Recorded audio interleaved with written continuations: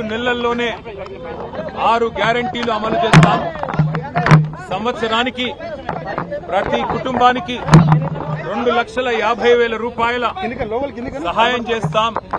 3 నెలల్లోనే 6 గ్యారెంటీలు అమలు చేస్తామని చెప్పి ఈ రాష్ట్ర ప్రజలను మోసం చేసి అభయహస్తం అని చెప్పి మేనిఫెస్టో పెట్టి ఇవాళ 3 నెలల్లో అమలు చేస్తామని చెప్పి 3వ బడ్జెట్ ప్రవేశపెడుతూ కూడా 6 గ్యారెంటీలకు చట్టబద్ధత కల్పించకుండా 6 గ్యారెంటీలకు డబ్బులు కేటాయించకుండా ఈ రాష్ట్ర ప్రజల్ని మోసం చేస్తున్న కాంగ్రెస్ పార్టీని నిలదీయడానికే, కాంగ్రెస్ ప్రభుత్వాన్ని నిలదీయడానికే ఇవాళ తెలంగాణ అమరవీరుల స్తూపం సాక్షిగా మేము ఈ నిరసన కార్యక్రమాన్ని చేపట్టాం.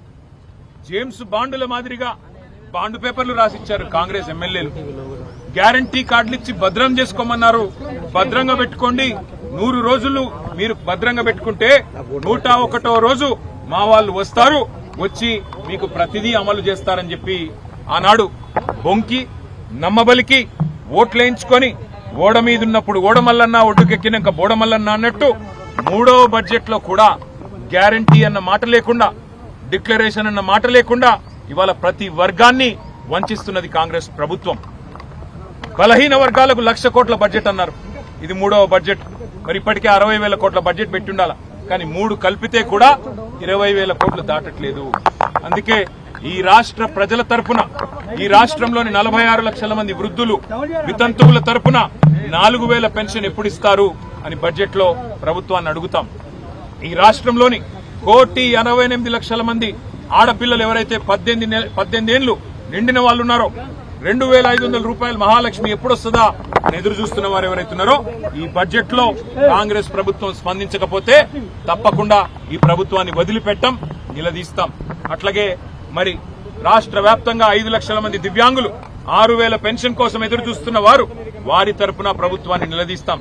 ఇవి మాత్రమే కాదు, మీరు చెప్పిన 6 గ్యారంటీలు, 420 హామీలు, మీరు రాసిచ్చిన బాండ్ పేపర్లు ఇవాళ నీటి మీద రాతలైనాయి, నీటి మూటలైనాయి తప్ప ఏమీ కాదనే విషయాన్ని మళ్ళొక్కసారి నొక్కి చెబుతాం. శాసనసభ సమావేశాల్లో, శాసన మండలి సమావేశాల్లో, బడ్జెట్ లో ఇప్పటికే ప్రభుత్వాన్ని అడుగడుగున నిలదీస్తున్నాం. అడుగడుగున వారికి నిరసన చెప్తా ఉన్నాం రాష్ట్ర ప్రజల తరపున. రైతు భరోసా 15,000 అన్నారు, కానీ ఆ రైతు బంధు 3 సార్లు ఎగ్గొట్టారు. ఇవాళ రైతులు ఎదురు చూస్తా ఉన్నారు. ఉగాది దాటిపోయింది, మరి సంక్రాంతికి ఇవ్వాల్సిన రైతు బంధు ఉగాది వచ్చినా పడతలేదంటే మరి ఈ ప్రభుత్వం యొక్క చేతగానితనం, ఈ ప్రభుత్వం యొక్క వైఫల్యం ఎంత తీవ్రంగా ఉన్నదో అందరు చూస్తా ఉన్నారు. అట్లాగే 2 లక్షల ఉద్యోగాలని చెప్పి కేవలం 11,900 ఉద్యోగాలిచ్చి ఇవాళ బొంకుతున్న ప్రభుత్వం, అబద్దాలు చెప్తున్న ప్రభుత్వాన్ని ఈ బడ్జెట్ లో మళ్లీ అడుగుతాం, నిలదీస్తాం. హామీలు నిలబెట్టుకోవాలని డిమాండ్ చేస్తాం. నిలబెట్టుకోకపోతే నిలదీస్తామని మళ్ళొకసారి చెప్తూ మీ అందరికీ ధన్యవాదాలు. Thank you. జై తెలంగాణ.